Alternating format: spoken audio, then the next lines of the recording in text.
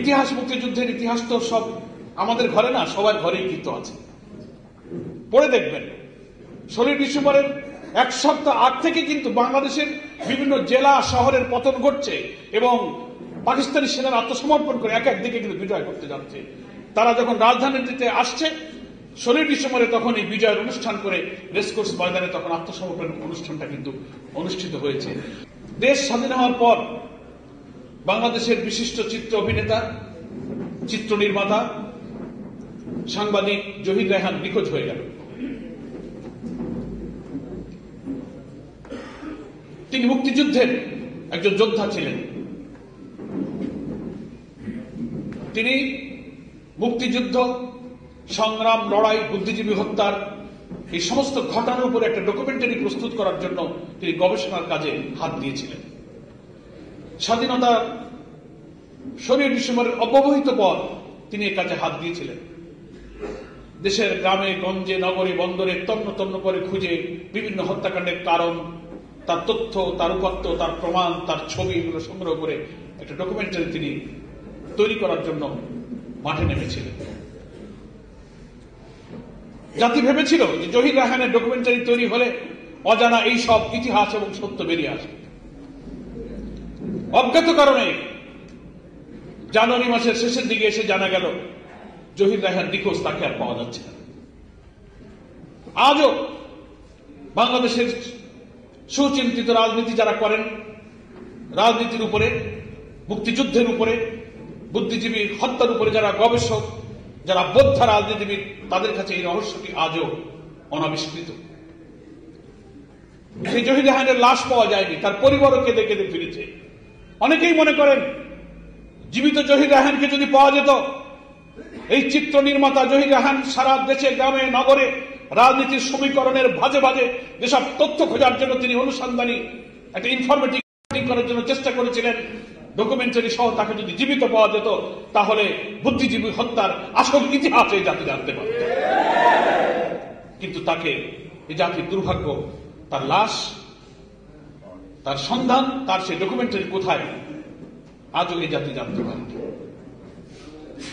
বুদ্ধিজীবী হত্যার আসল ঘটনা জানার জন্য জহির রায়হানের নিখোঁজ হয়ে যাওয়ার রহস্য আবিষ্কার করা এখন জাতির সামনে জরুরি হয়ে পড়েছে। আরেকটি কথা বলে আমার বক্তব্য শেষের দিকে যেতে চাই। আপনারাই বলুন, 16 ডিসেম্বর তো দেশ স্বাধীন হয়ে যাচ্ছে, বিজয়।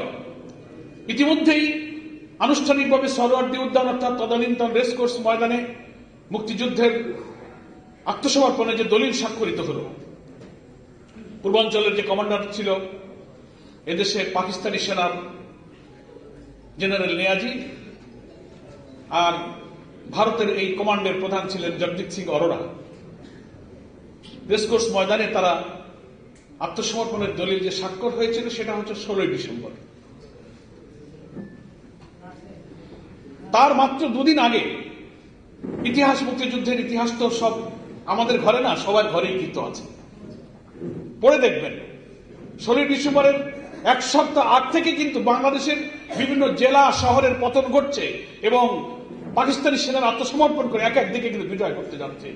তারা যখন রাজধানীতে আসছে 16 ডিসেম্বরে, তখন এই বিজয়ের অনুষ্ঠান করে রেসকোর্স ময়দানে তখন আত্মসমর্পণ অনুষ্ঠানটা কিন্তু অনুষ্ঠিত হয়েছে। বাংলাদেশের সকল জেলায়, সকল নগরে, সকল শহরে কিন্তু একই দিনে আত্মসমর্পণের ঘটনা ঘটেনি। সমস্ত শহর এক একদিন পতন ঘটেছে, পরাজিত হয়েছে। পাকিস্তানি সৈন্যরা অস্ত্র জমা দিয়ে পলায়ন করছে, ঢাকার দিকে ফিরেছে, ক্যান্টনমেন্টের দিকে গিয়েছে। তারা জীবন বাঁচানোর জন্য ব্যস্ত ছিল। সেনা দুই প্রধানের সঙ্গে, জাতিসংঘ এবং আন্তর্জাতিক নানান মিশনের সঙ্গে কমিউনিকেট করে আত্মসমর্পণের দলিল ড্রাফট হয়েছে, স্বাক্ষরিত হবে। ইতিমধ্যেই রাজধানীর বাইরে বিভিন্ন জেলা শহরে কিন্তু পতন হয়েছে। মুক্তিযোদ্ধারা লাল সবুজের পতাকা নিয়ে বিজয়ের স্লোগান দিয়ে তারা ঢাকার অভিমুখে যাত্রা শুরু করেছে। ফলে দেশের বিভিন্ন শহর কিন্তু অলরেডি পতন হয়ে দেশের বিজয়ের স্লোগানে কিন্তু উচ্ছ্বসিত, মুখরিত। ফলে যে পাকিস্তানিরা পরাজিত, নিজের জীবন যেখানে তাদের রক্ষা করতে পারছে না, তারা আত্মসমর্পণ করে অলরেডি সিদ্ধান্ত হয়ে গেছে। তারা একটা দেশ একটা জাতির জন্য আর কি ক্ষতি করতে পারে, এটা একটা বিশ্লেষণের বিষয়। আর যাদের সাহায্যে আমরা মুক্তিযুদ্ধে স্বাধীনতা অর্জন করেছি বলে আধিপত্যবাদী শক্তির একটি সেবা দাসেরা জাতির কাছে গর্বিত হতে চায়, তাদের কাছে আমাদের একটা প্রশ্ন, খুব ইম্পার্শিয়াল নিরপেক্ষ বিশ্লেষণ করে আপনারা দেখুন, ভারত আমাদের স্বাধীন দেশ হোক, দুনিয়ার মুখে মাথা উঁচু করে একটি গর্বিত সভ্য স্বাধীন জাতি হিসেবে জাতীয় সত্তা নিয়ে দুনিয়ার কারোর কাছে আমরা মাথা নত করব না, পদনত থাকবো না, পররাষ্ট্রনীতি আমাদের কখনো নতজানু হবে না, উঁচু শির হয়ে স্বাধীন বাংলাদেশের বাংলাদেশী মানুষ দুনিয়াতে স্বাধীন সভ্য দেশ হব। বাংলাদেশের এই ভালোবাসার জায়গা থেকে কিন্তু ভারত আমাদের মুক্তিযুদ্ধে সাহায্য করেনি। বাংলাদেশকে সাহায্য করার পেছনে ভারতের দুইটি কারণ ছিল, ইতিহাস বিশ্লেষণ থেকে আমি বিশ্লেষণ করতে বলবো।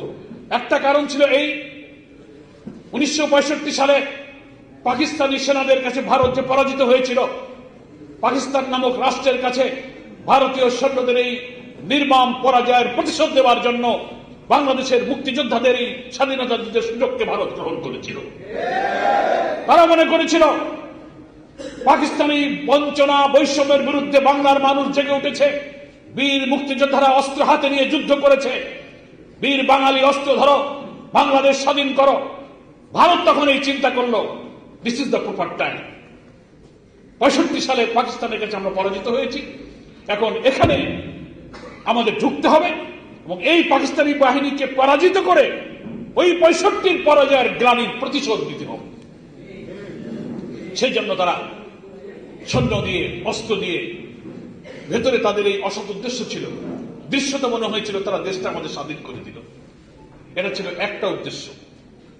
65 তাদের পরাজয়ের প্রতিশোধ দেওয়ার জন্য পাকিস্তানি সেনাদের পরাজয় করার মধ্য দিয়ে তাদের এই প্রতিশোধ নেওয়া ছিল একটা